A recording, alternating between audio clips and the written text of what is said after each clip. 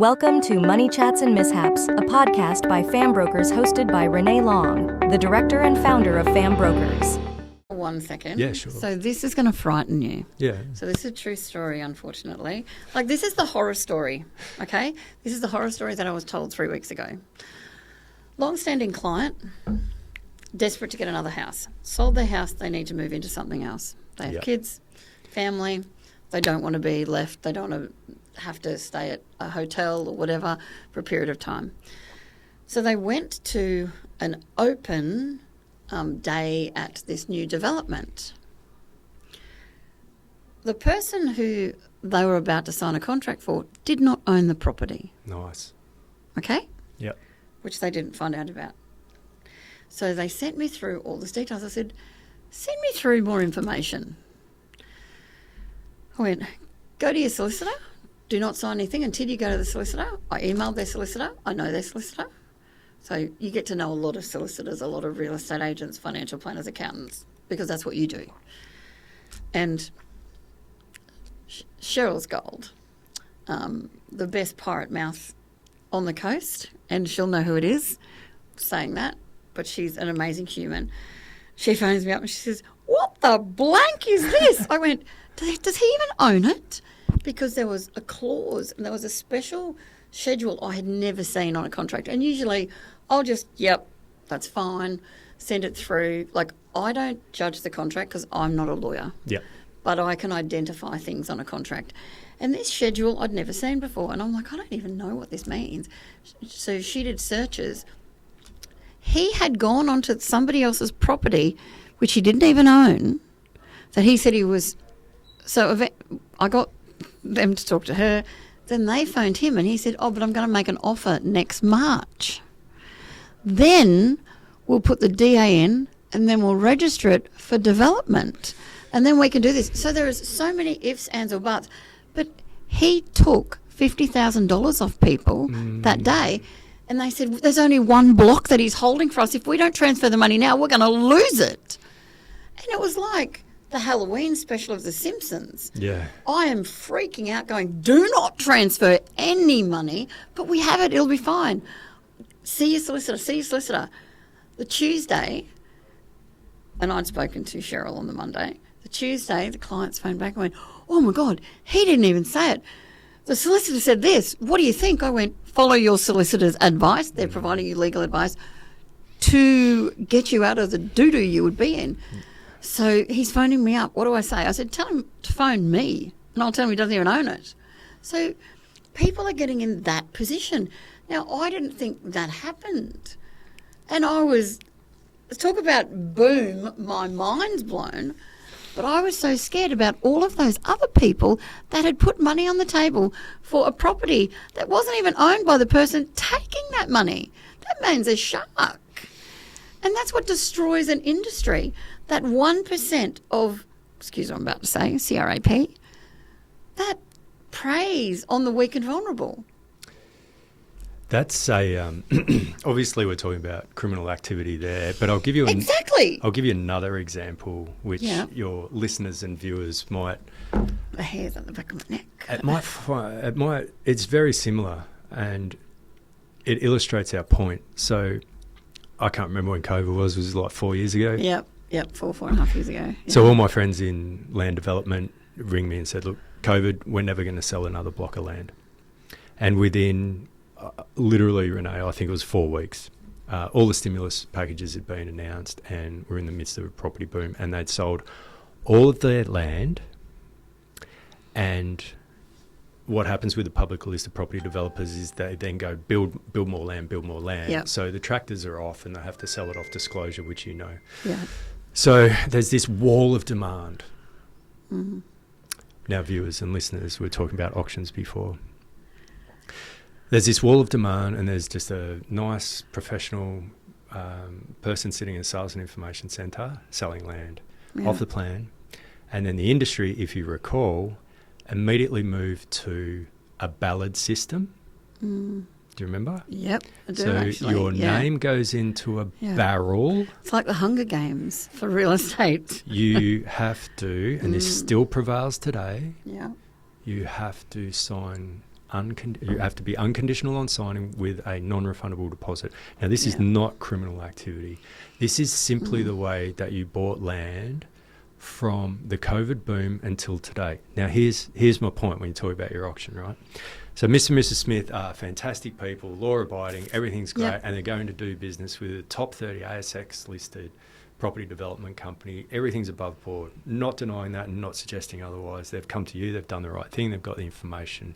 Yeah. They've gone to a display village, they've found a builder and they've gone, we need a 400 square metre block so we can put the XYZ whiz-bang house on top of that. That is our dream home. We're finance approved through our wonderful mortgage broker, Renae, and they're in a ballad and their little ping pong ball comes out and it's congratulations, you've got a 280 square metre block of land, which they then buy because they have to, because it's a ballad, and then they have to put on those micro blocks an inferior home. I can work the other way and be congratulations, you've got a 750 square metre block. I know. Yeah. And Covenant said you're going to have to, and so now you get to pay $700,000 for that, and you have to put an $800,000, and it's $1.5 million, and they proceed on that. So what I feel happened over that 4-year period of time, which freaks me out, is everyone bought real estate they didn't want.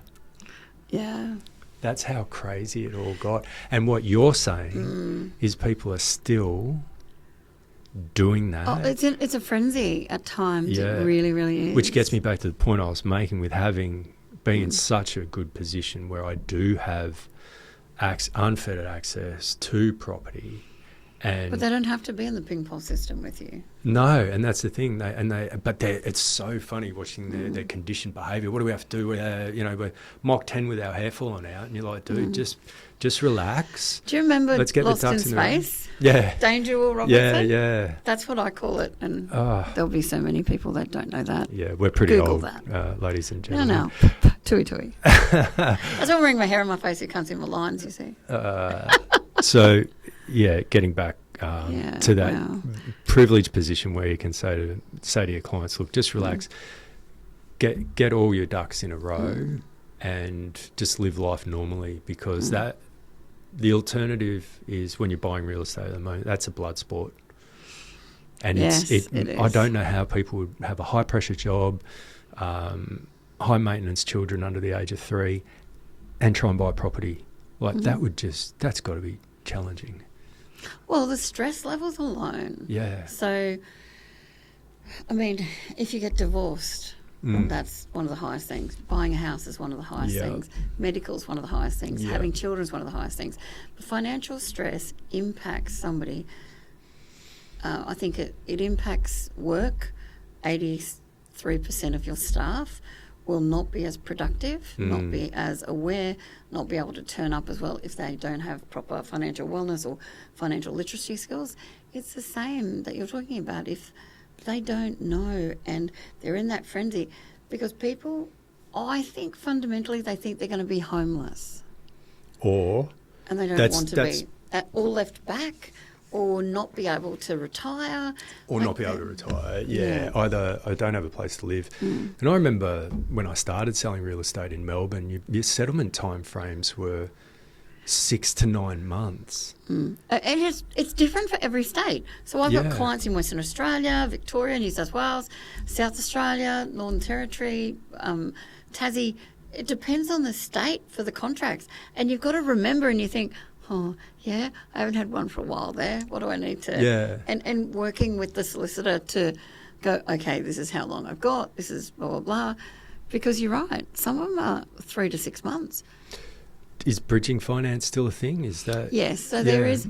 At the moment, I think brokers are doing more than 30% of their loans as bridging finance, so people can move into somewhere to secure that property before they sell. I think because that's they smart. sell their properties still within 1 day to 3 months. Yeah. And at least the bridging finance is serviced on end debt, not the debts put together. Yeah. The property gets 12 months to sell. That's great. And usually it's capitalised. The interest inside provides that solution for the client looking to do that.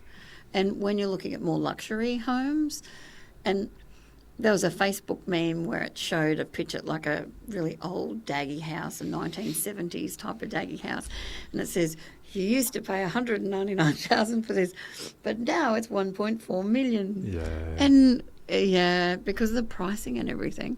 But just listening to you on that, bridging finance, and even probably going further, as you said, look, we capitalise this, it's end debt, it's not that. Like, to me, that makes immediate sense. But I wonder how many people actually speak to you before commencing the process and then put themselves under the pressure to actually, we've accepted. And sometimes they can lose the contract. Yeah, well, they accept again, we get into this position where people buy real estate they don't want because they sell their house, and let's say they want 1.5 million and they get the 1.5 million, but the buyer says, I want a 30-day settlement, and I'm not flexible on that. Or a 90-day settlement because they come from New South Wales.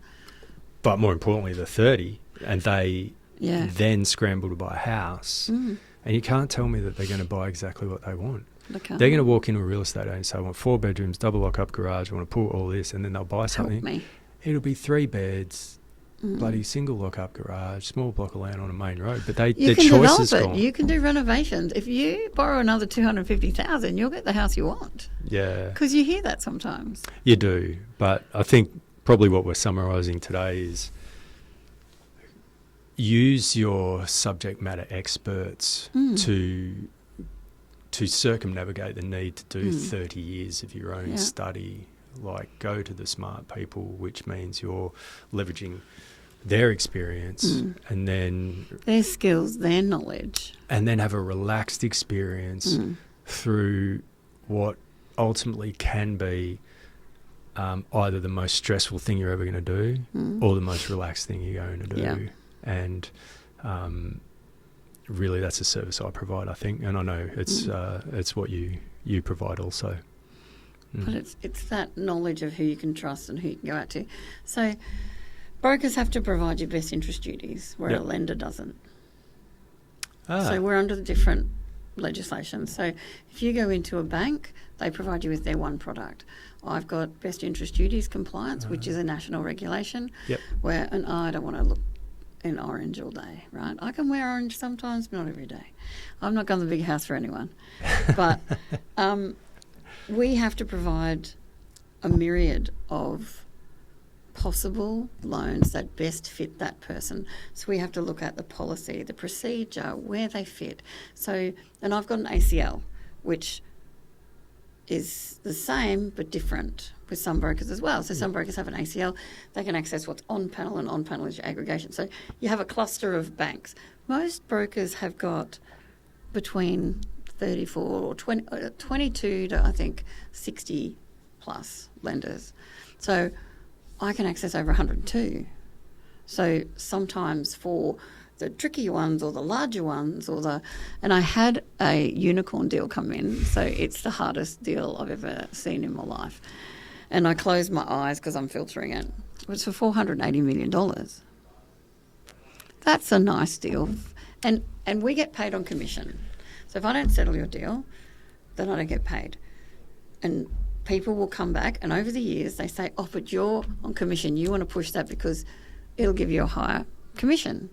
That's not how brokers work. We've got best interest duties. We have to provide you with what suits you at the time, and we look at adjusting that along the way. So you might start here. We want to get you to there. So there may be a process.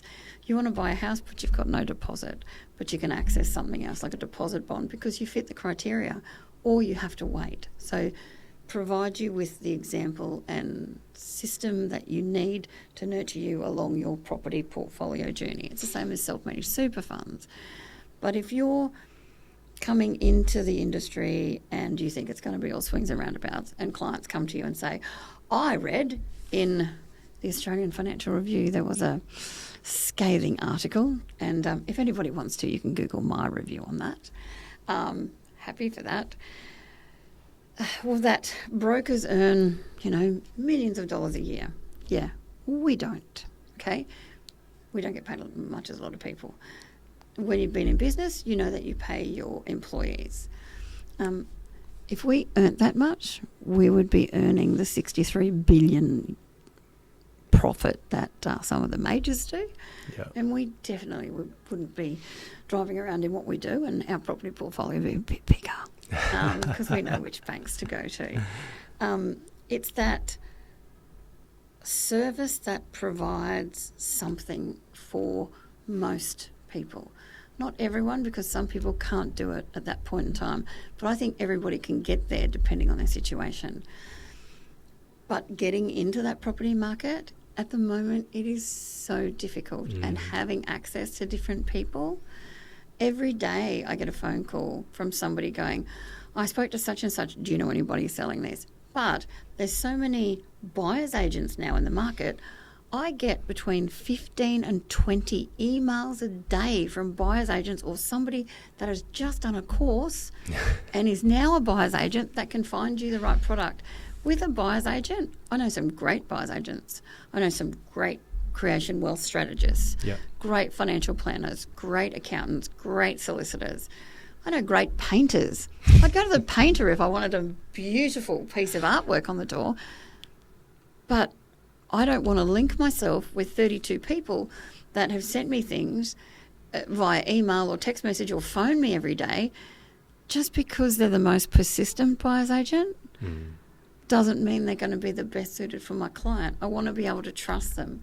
So, and that's where you and other people come into place. I want to trust somebody before I work with them. Clients want to trust somebody before they do this. I'm not the best broker in the world. Never said I was. I do my best. And that's good enough for a lot of people. Might not be good enough for everyone. But I have had the most difficult clients to the easiest clients that didn't think they were, to clients that only want an interest rate. Well, I'm entitled to an interest rate of 4%. Actually, you've got 3 defaults on your credit file. Your credit score is 300. You've just started a business. You don't have any deposit. You've got this, you've got this. You're not getting a 4%. Sorry. I do have a solution for you because you've already signed that contract. It's finding the right thing for the person. And when you're working with them, you're not going to provide them, and you provide them with your story. Your story is, once upon a time, Paul and Tracy had this. And by the end of it, you've got the castle, you've got the moat. There's no crocodiles in it, though, that I know of. But you get to that point, and there's so many things that people don't know that you assume. And often you assume by misinformation. And it's that one bad story that you hear, going back to our beginning, that can haunt you and will stop you from diving over that edge and into that beautiful, cool water. Today it is hot and beautiful, and we are in a podcast studio to help everybody out there learn that there's people out there that you can talk to that make it easy.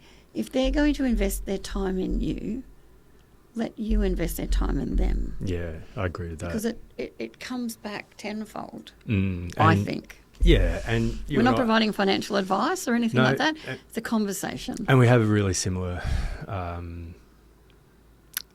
just a similar style. As we've spoken about before, we like to help good people. Yeah. I'm a pleaser. It's so bad in this industry. But where we help people is an area that everybody actually wants to help. Yeah. Not everybody's comfortable asking for the help. Not everybody is aware of how accessible the help is. Yeah. And that's why I get back to that point in my presentation. It's always at 75%, and you can feel, it's not that the light comes on, it's that they get a vague look because they're engaged in the presentation, but they've drifted to, why hasn't anybody told me this earlier? Before, yeah. It makes sense. Yeah, and you just see that duplicity in their eyes, and then they can get angry as well. They go, oh, where were my parents in this whole thing, and where was my accountant, and where was this, where was that? But the information's there. The people that can provide you with the help are there, and just pick the right people.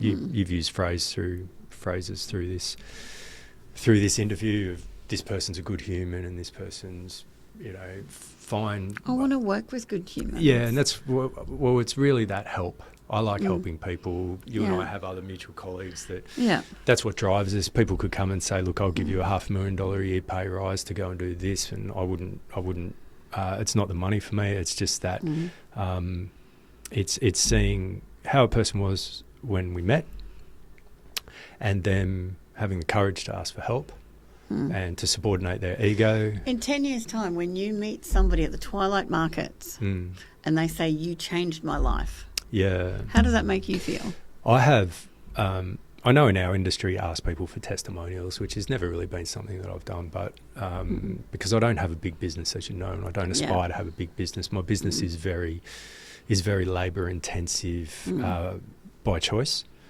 So there was a reason why I needed to put together some testimonials, and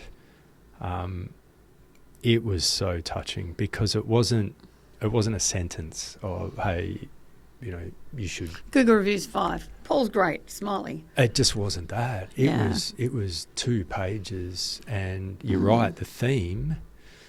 And I'll add to this in a moment, but the theme was I changed their lives. So, and how good's that? It's great because you meet these people and you listen intensely and you question for clarification and you understand their goal. And once you deeply understand their goal as opposed to superficially, and when you invest in their knowledge so that they are as qualified as you on the topic, if not more qualified by the end of your time together, then they proceed with purpose. Nothing can knock them off the perch. Purpose. Yeah. People don't look at a purpose for somebody or where they want to be. If they don't have a purpose and where do you want to be, people often get stuck on, I'll say, where do you want to be in 5 years' time? What's your purpose? 20 years' time? What do you want? How do you want to, are you talking to somebody about retirement or properties? So it's that purpose point. I think that is vital. Great word. And you touched on it earlier. Once they really understand it, the question isn't whether or not I'm going to buy an investment property. It's how many. And it's not about 2 or 3. That's not the point. It's how much growth asset can I expose to the miracle of compound interest as soon as possible for as long as possible. And getting back to the testimonial, what that means is, again, with education, people will proceed because there's no fear. They're on the diving board, which is the analogy you had. They know they're 3 metres above water. They know they've got 10 metres of water. They know they can't get hurt. They know everything they need to know, and they jump off, and they're so excited. There's no fear. There's no trepidation. That's what we do. That's the education, you and I. That's what we do. And then because they do that, if one's a good idea, 2's a good idea. If 2's a good idea, 3's a great idea. And 4's even better. So what happens is in a very condensed period of time, they actually have had life-changing results. And because they understand the process so well, what they understand intimately is the path they were on before meeting us. Yeah. And you can say, and hindsight's a great thing. Well, yeah, like your example earlier, I think your client had made $1 million or something in 8 years, but if they reflected further, and I'm sure they probably did. If they'd have started 5 years before that, well, that's said, look, but if they had have listened to you and not proceeded, then you know that they would have been struggling, because what we're talking about here is a forced form of saving. Yeah. And I often say to my clients, look, if you go to Woolworths today and you see $5 notes on sale for $1.50, how many would you buy? And it takes them a while to understand the analogy, and they go, I said, well, the answer is you'd buy as many as you could, wouldn't you? Yeah, exactly, at the time. And that's what we actually do. We say, buy now, because it's going to be essentially the best thing you've ever done. And they know that. So don't want to harbour that point, but probably in conclusion with that point, it is that education piece and treating every client differently, which is, if you have the goal to begin with the end in mind, what is it that you want to achieve? All right, I can show you how to do that, and I'm going to repeat myself as often as it takes for you to demonstrate to me that you understand that. Now, I'm going to leave. Do you understand it? Yes. All right, what's going to happen to you tomorrow is you're going to forget certain components of this. What I want you to do then, and you touched on this earlier, is I want you to call me. And if you have to ask me the same question 3 or 4 times, let's do it. I encourage you to do that because I had to do the same thing. I had to go when I was staying. So I'm going to access the equity in my principal place of residence and I'm going to use that to buy an investment property. Yep, okay, I get it. And the next day I'm like, how does that work? Yeah. And then I'd have to go through the whole process again and pick up that book and speak to this person until I got it. But once you get it, nothing can actually stop you. Yeah. Yeah. And I think that's the gap in the financial literacy space that you opened up our time together today. That's where we live. We live in that gap. The accountant says you got a tax problem, you should buy an investment property. The clients walk out and go, we should buy an investment property. Why? How? And then Where? life gets busy and they don't do it. And then financial planner says you should not buy an investment property, you should buy shares. But going back to that topic, I've had so many clients come to me and say, I do not know why I didn't buy when I could 2 years ago. Why didn't I do it? I had the opportunity. I was talking to the right people. I had the opportunity. I had the property. Oh my God, it's doubled in price. I could have made what I needed to make for my retirement.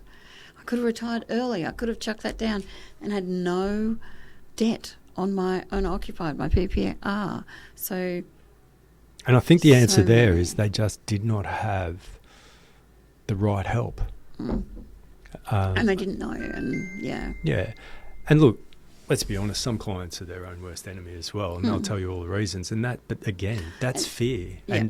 But we I'm not haven't telling you that dissolved their property fear. goes up and doubles every day, but the last 10 years has shown us, and the 10 years before that, the 7 years before that, the 5 years before that, the 10 years, it keeps going up. And look, I don't have a crystal ball, but I'm often reasonably on top of what I think is going to happen. And pardon me, basic economics is supply and demand. So when demand exceeds supply, then price goes up. So the supply side of the real estate equation in this country is really difficult to stimulate because there's so many rates and taxes and benefits to government organisations and other organisations that you can't roll back. So what they do is they create incentives or whatever for the demand side. So you've always got this increasing population, you've got migration, you've got particularly southeast Queensland, people want to live here. Exactly. And not enough houses to go around. So I think real estate's going to go. So if you could tell anybody anything to round off with, and you have to either give me a dad joke or a funny story before you finish. So the last thing, how would you round off to alleviate somebody's stress, or just give them one tip or something to look at? What would it be? Gold nugget. Well, the gold nugget for me, and it doesn't matter what it is, I've found this through any topic, education. Yeah. Understand it. Now, true. Again, we've talked about it, and I was introduced to this concept many, many years ago. So all my friends know I have a library full of For Dummies books. Oh, yeah. Yeah, and they laugh. And I love those books. Because that taught me Excel, and I learned a pivot table from that, and that just changed my life. They'll teach you anything. You literally go, I really need an answer to this question. Now, what people don't know about the For Dummies series is that the world authority on the topic is the author of the book. That's what For Dummies do. They don't go, I'm going to grab a pedestrian mid-level individual and get him to author this book. Yeah.